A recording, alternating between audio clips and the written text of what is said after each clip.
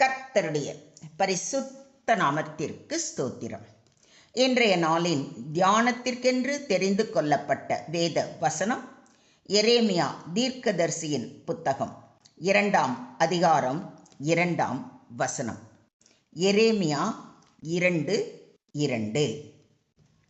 நீ போய் எருசலேமின் செவிகள் கேட்கும்படிக்கு கூப்பிட்டுச் சொல்ல வேண்டியது என்னவென்றால், விதைக்கப்படாத தேசமாகிய வனாந்தரத்திலே நீ என்னை பின்பற்றி வந்த உன் இளவயதின் பக்தியையும் நீ வாழ்க்கைப்பட்டபோது உனக்கிருந்த நேசத்தையும் நினைத்திருக்கிறேன் என்று கர்த்தர் சொல்லுகிறார்.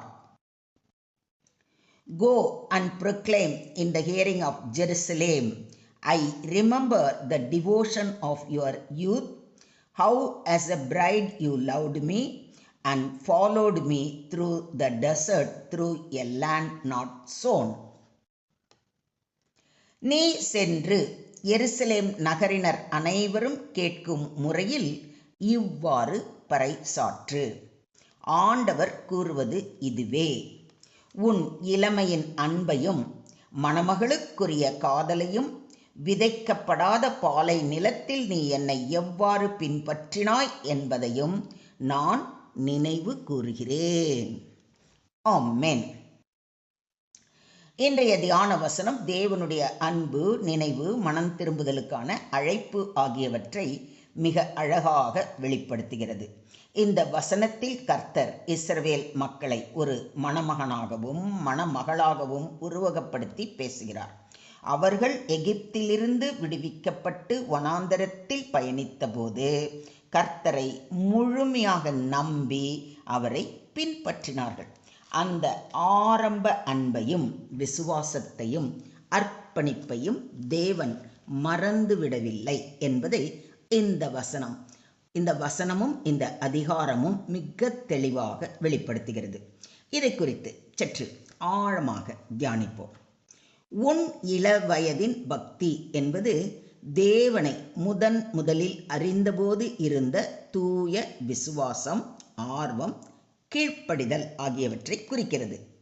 வாழ்க்கைப்பட்டபோது உனக்கிருந்த நேசம் என்பது திருமணத்தின் ஆரம்பகால அன்பை போல தேவனுக்கும் அவருடைய ஜனங்களுக்கும் இடையே இருந்த ஆழமான உறவை குறிக்கிறது.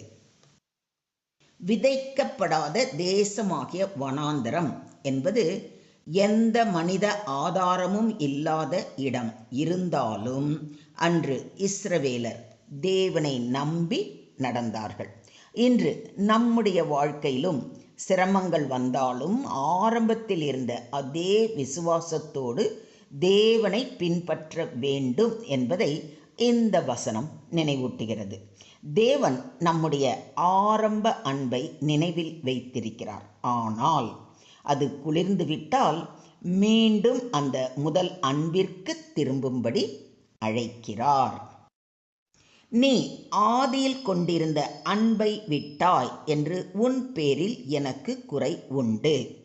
ஆகையால் நீ இன்ன நிலைமையிலிருந்து விழுந்தாய் என்பதை நினைத்து மனம் திரும்பி ஆதியில் செய்த கிரியைகளை செய்வாயாக என்று எபேசு சபையை குறித்து சொல்வதை வெளிப்படுத்தல் 2ஆம் அதிகாரத்தில் வாசிக்கிறோம்.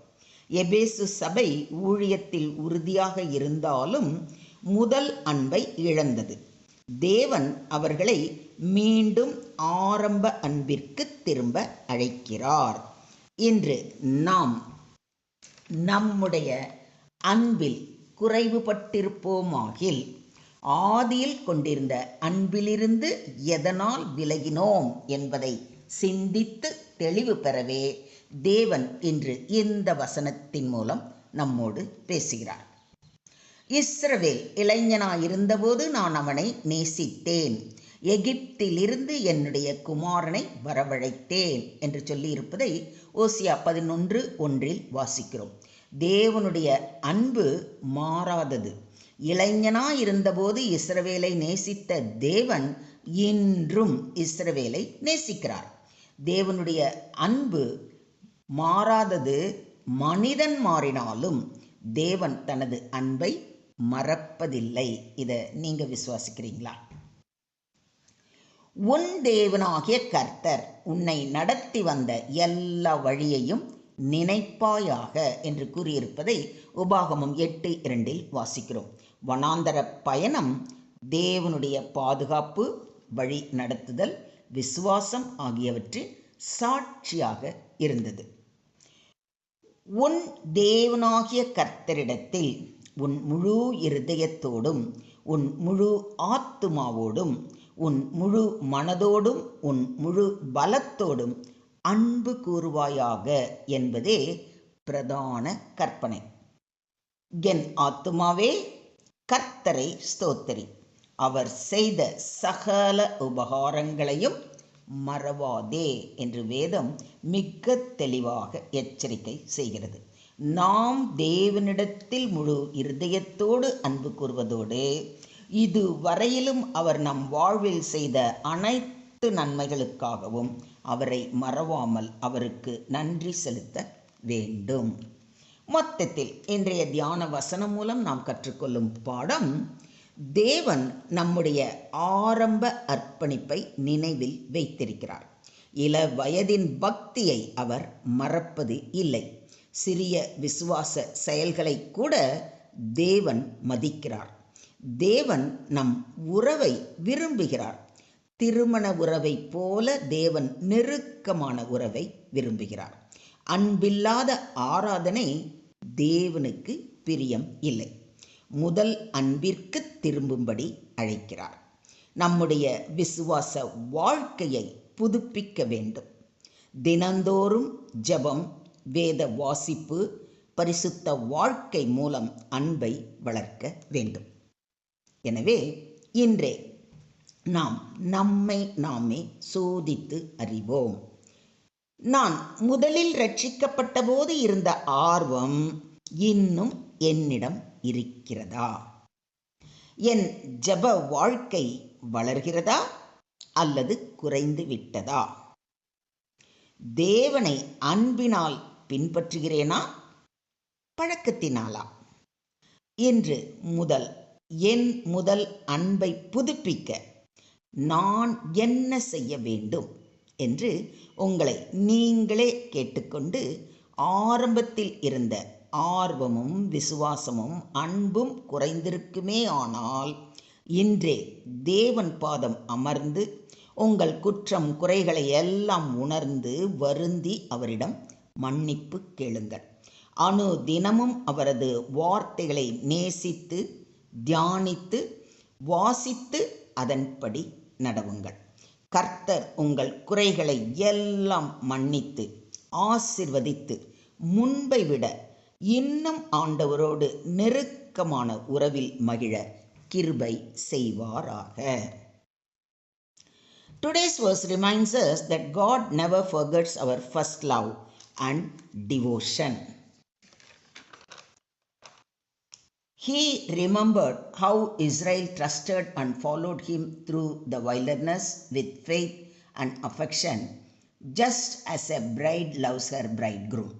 Although his people later drifted away, God lovingly called them back to the original relationship.